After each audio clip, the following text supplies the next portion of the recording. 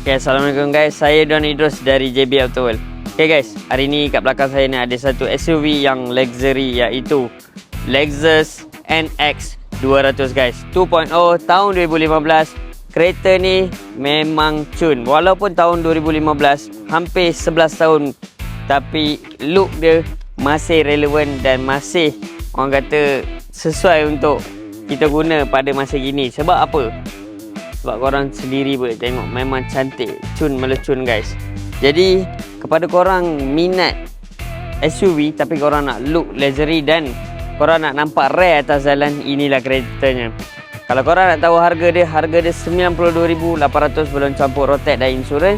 Jadi kepada korang yang berminat, boleh cepat-cepat roger. Tak ada masalah. Sebab apa?